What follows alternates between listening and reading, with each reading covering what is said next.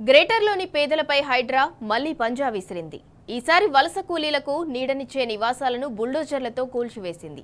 నోటీసులిచ్చిన ఒక్క రోజులోపే భగీరథమ్మ చెరువు బఫర్ జోన్లోని నిర్మాణాలను నేలమట్టం చేశారు. బాధితులు కాళ్లావేలా పడ్డా కనికరించకుండా విధ్వంసం సృష్టించారు. మరోవైపు హైడ్రా తీరుపై హైకోర్టు తీవ్ర ఆగ్రహం వ్యక్తం చేసింది.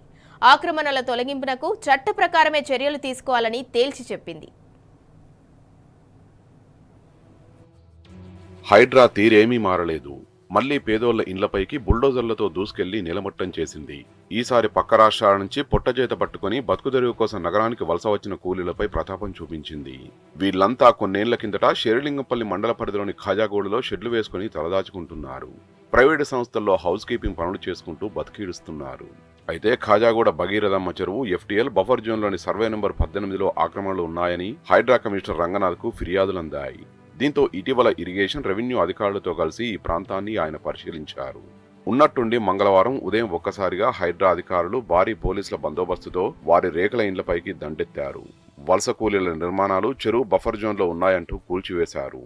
నోటీసులిచ్చి 24 గంటలు కూడా గడవక ముందే భగీరథమ్మ చెరువు ప్రాంతానికి బుల్డోజర్లతో చేరుకున్న హైడ్రా అధికారులు ఎఫ్టీఎల్ బఫర్ జోన్లో ఉన్న దాదాపు 15 రేకుల షెడ్లు, పలు చిరు వ్యాపారుల దుకాణాలు, నానక్రామ్గూడ రోటరీ ప్రధాన రహదారికి ఆనుకొని ఉన్న రేకుల ప్రహారీ గోడలు, 2 గదులు, ఓ పశువుల కొట్టాన్ని ఒక్కసారిగా నిలమట్టం చేశారు.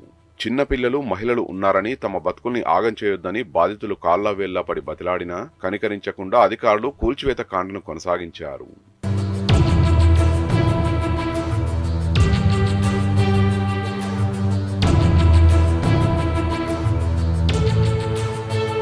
మహారాష్ట్ర, పశ్చిమ బెంగాల్ నుంచి వలస వచ్చిన కూలీల కుటుంబాలు ఖాజాగూడ ప్రాంతంలో నివాసాలు ఏర్పరచుకొని సంవత్సరాల తరబడి జీవిస్తున్నాయి. మరికొన్ని కుటుంబాలు అద్దెకుంటున్నాయి. అయితే వలస కూలీలు, నిరుపేదలంతా ఏం జరుగుతున్నదో తెలుసుకునే లోపే ఉన్న నీడ నిలమట్టమై కట్టుబట్టలతో రోడ్డున పడ్డారు. కూలగొట్టగా మిగిలిన గోడలు, ధ్వంసమైన సామాగ్రిని చూస్తూ గుండెలు బాదుకున్నారు. అదే సమయంలో గూడి కూలిపోయి ఏడుస్తున్న తల్లిని ఓ చిన్నారి అమ్మ ఆకలి అవుతున్నది, అన్నం పెట్టమని రోడ్డుపై నుంచే సైగలు చేయడం అందరినీ కలిచివేసింది. పిల్లలకు కనీసం అన్నం పెట్టే సమయం కూడా ఇవ్వకుండా తమను రోడ్డుపాలు చేశారని వాళ్లంతా కన్నీరు మున్నీరుగా విలపించారు.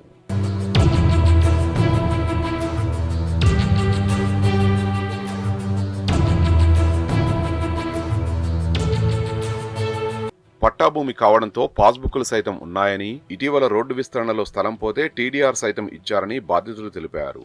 సోమవారం సాయంత్రం 4 గంటలకు నోటీసులిచ్చారని, మంగళవారం తెల్లవారుజామునే వచ్చి తమ నిర్మాణాలు, ఇండ్లను నిలమట్టం చేశారని రోధించారు. పశువుల షెడ్లు, గదులు, ఇతర నిర్మాణాల్ని కూడా పూర్తిగా కూల్చివేశారని చెప్పారు. చిన్నపిల్లలు, వంట సామాగ్రితో రోడ్డున పడ్డ తాము ఇప్పుడు ఎక్కడికి పోవాలి, తమకు దిక్కెవరని ప్రశ్నించారు. పశ్చిమ బెంగాల్ నుంచి వలస వచ్చి జీవిస్తున్న తమ నిర్మాణాల్ని కూల్చివేసి ఆగం చేశారని ఆగ్రహం వ్యక్తం చేశారు.